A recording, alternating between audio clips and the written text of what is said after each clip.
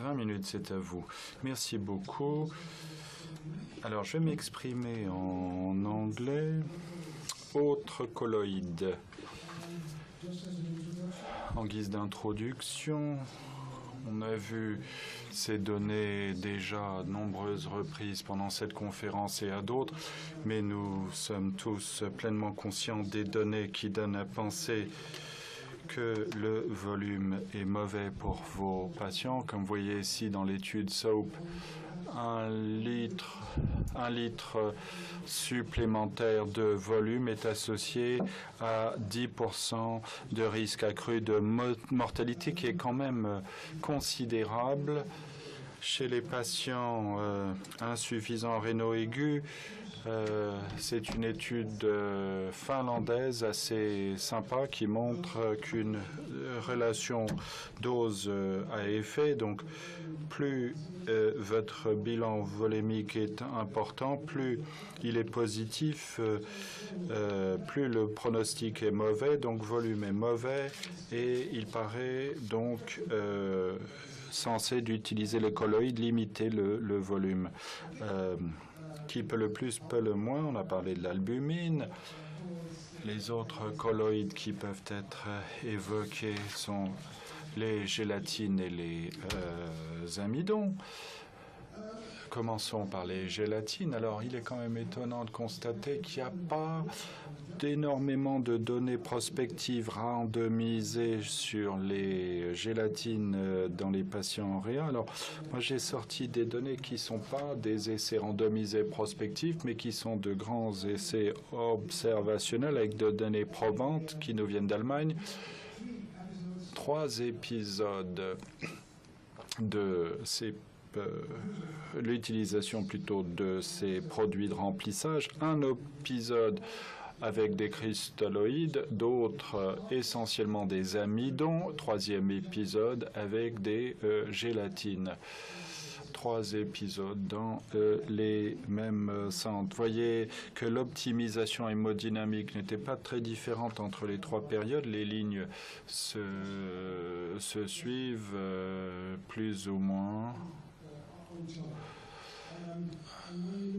Alors, lorsque vous regardez côté volume, le bilan volémique, alors on voit une courbe juste en dessous de l'autre, donc deux courbes sont associées à plus de volume positif et moins, donc là on est dans les amidons, là c'est les cristalloïdes et les gélatines. Donc les gélatines n'agissent pas de manière aussi puissante s'agissant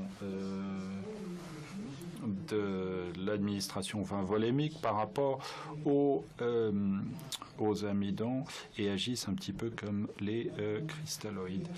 Alors, moins d'effets secondaires.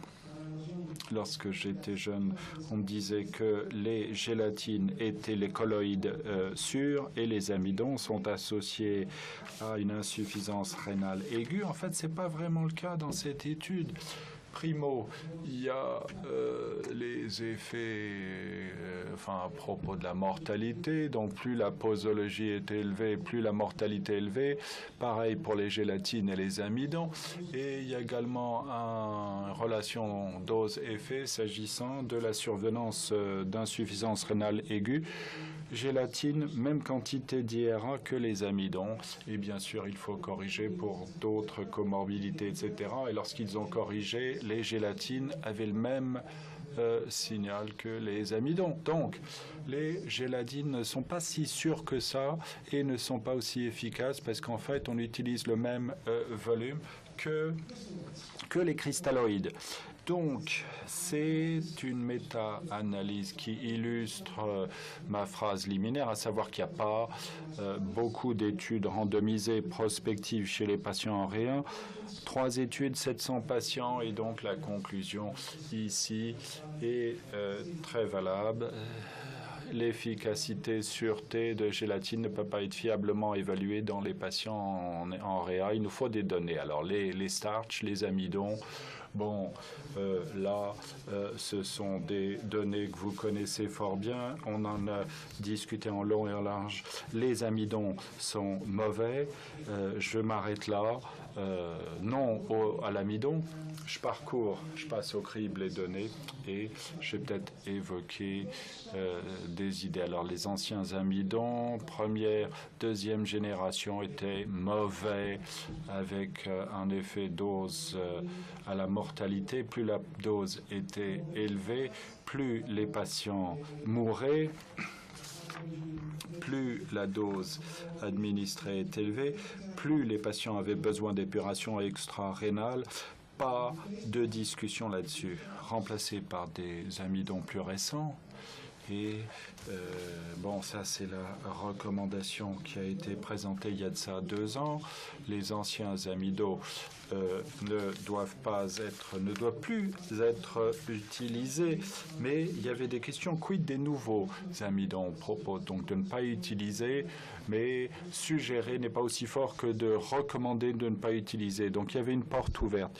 Ça, c'était avant les essais 6S et Chest et Crystal. Bon, nous savons maintenant, on a des infos sur les essais 6S et Chest. L'Agence médicale européenne vient de sortir cet avis, à savoir ne doit plus utiliser chez les patients avec des sepsis de brûlure ou les sévères ou d'hypervolémie, perte sanguine. Donc si vous utilisez, il faut suivre la fonction rénale jusqu'à 90 jours. Je ne vois pas comment on va pouvoir faire ça.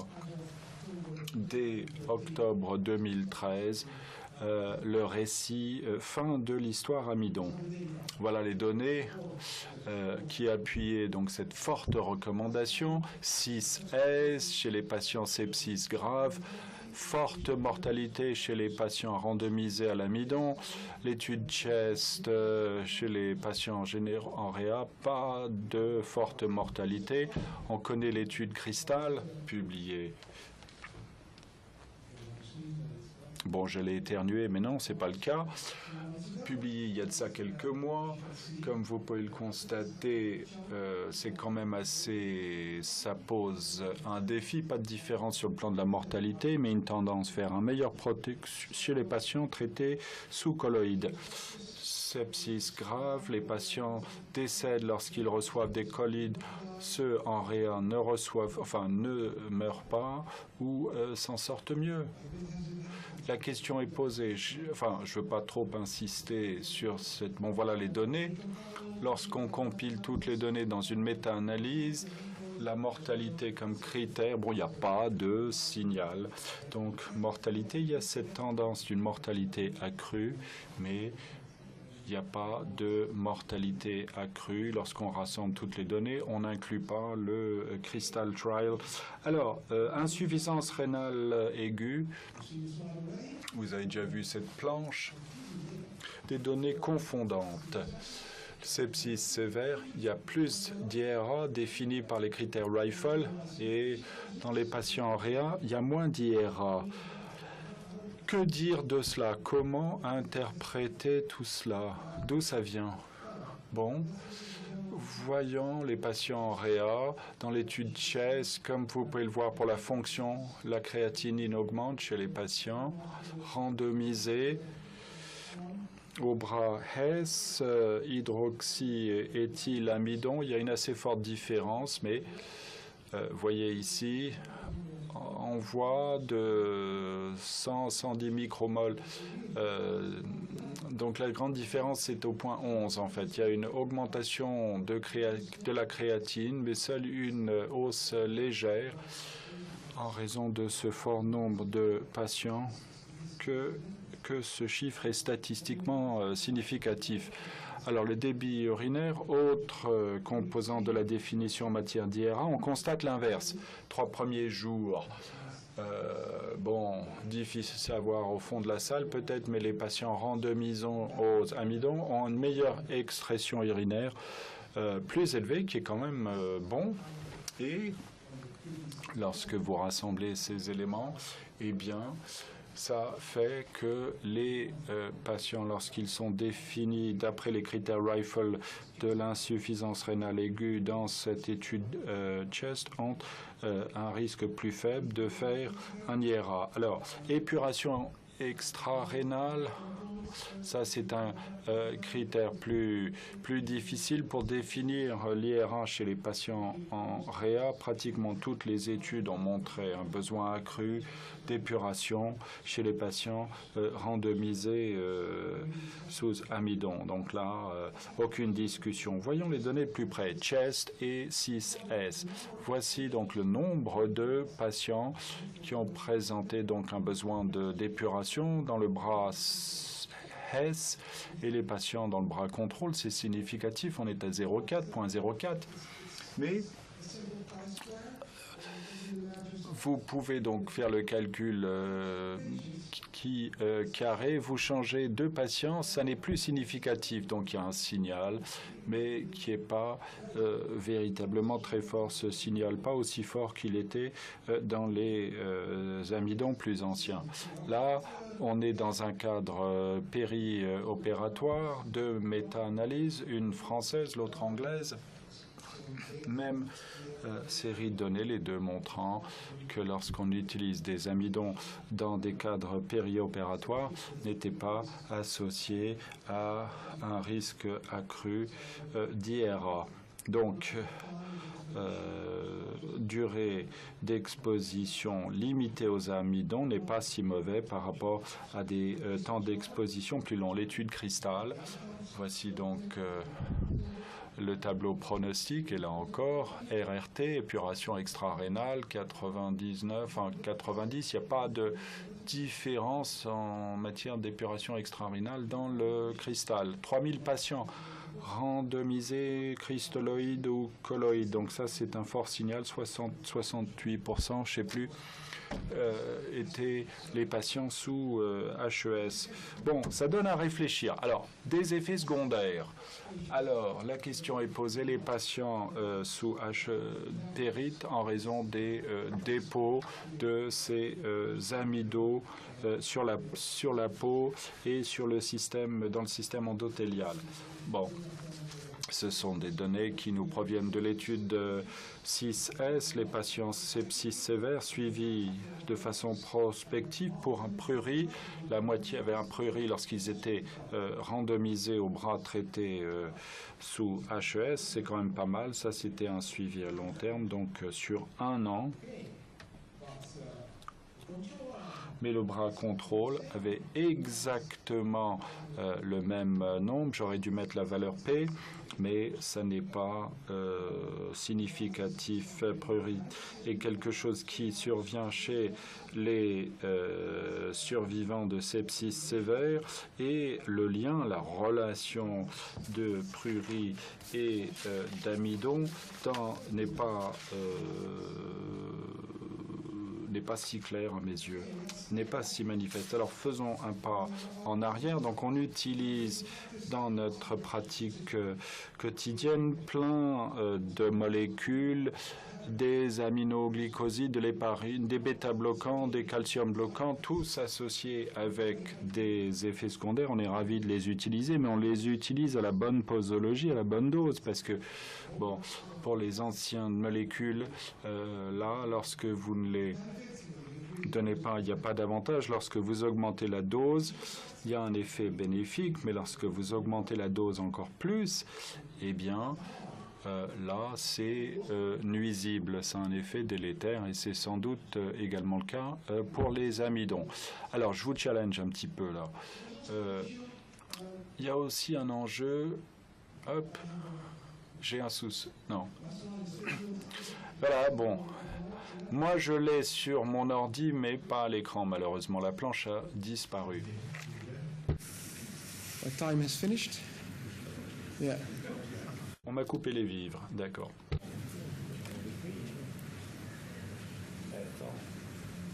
I touched something.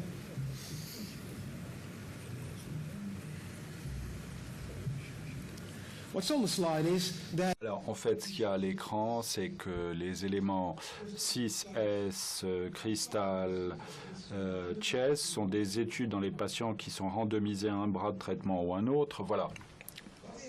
Mais, en fait, lorsqu'ils sont randomisés dans le bras colloïde, ils reçoivent ces colloïdes pendant tout le séjour en réa, qui est quand même étonnant, étrange, c'est bizarre. Moi, c'est pas quelque chose que je fais lorsque je donne des colloïdes avec un patient qui a un choc septique grave. Les uns, ils sont volimiques, hypovolimiques, ils ont besoin de produits de remplissage. J'aurais envisagé des colloïdes. Bon, soit, mais après ça, lorsqu'ils ont un épisode après, enfin bon, je ne vais à ce moment-là pas donner des colloïdes, mais ils ont été exposés à des amidons pendant tout le séjour en réa, et là, ça ne répond pas à ma question sur les colloïdes. Et lorsque vous regardez les critères soft, qu'il faut tenir compte de temps en temps, il y a des données qui donnent à penser effectivement que plus la réanimation agressive par des produits de remplissage avec des colloïdes, ça améliore par exemple le débit capillaire, ce qui est une bonne chose, puisque là aussi ça améliore l'oxygénation ou la clairance lactate. Donc ça, c'est favorable aux colloïdes. Il y a des données qui nous viennent d'Afrique du Sud qui donnent à penser que les patients qui sont randomisés à des amidons ont moins d'insuffisance rénale aiguë en raison d'une meilleure réanimation. Il y a des données en provenance de plusieurs études qui donnent à penser qu'effectivement, lorsque vous donnez ou vous randomisez vos patients des colloïdes, vous avez besoin de moins de produits de remplissage, même si la différence n'est pas aussi forte ou aussi marquée qu'on aurait l'espéré. Ici, donc, guidé 400 000, il y a une différence de 300, j'aurais espéré plus. Et le docteur Guidé également, lorsqu'il a lancé l'étude, même chose pour Chest. Donc, les différences de volume sont là, mais ne sont pas aussi fortes, aussi marquées que l'on l'aurait pensé en raison de l'aspect capillaire. Ce qui m'amène à ma planche, j'allais dire philosophique. On a des études qui...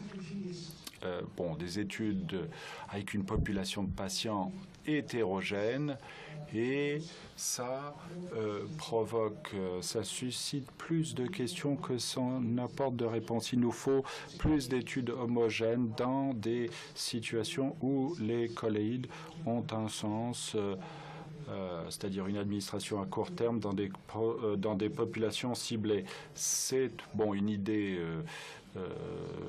provocatrice, mais je souhaiterais qu'on en discute. Alors, la synthèse, les gélatines. On pensait que c'était les colloïdes sûrs, l'alternative sûre par rapport au HES, mais les données ne l'étaient pas. Mon sentiment est qu'il ne faut pas donner des gélatines. On ne donne pas moins de volume, mêmes effets secondaires. HES, hydroxyéthyle, il n'y a plus de rôle pour le HES. On n'a plus le droit de donner les HES. C'est pas en raison de la mortalité, peut-être dans le sepsis grave, mais il y a des doutes pour les patients en réa, il faut y penser. Il faut plus d'épuration extra-rénale, mais le signal n'est pas aussi fort qu'il ne l'était pour les anciens amidons. Et ça n'était pas du tout présent dans l'étude de Cristal, 3000 patients. Il y a moins de volume, mais moins que l'on aurait pu espérer. Donc, pour les amidons, il nous faut des études de qualité sur l'administration à court terme dans des cohortes spécifiques. Voilà mon sentiment sur l'avenir des alternatives. Merci.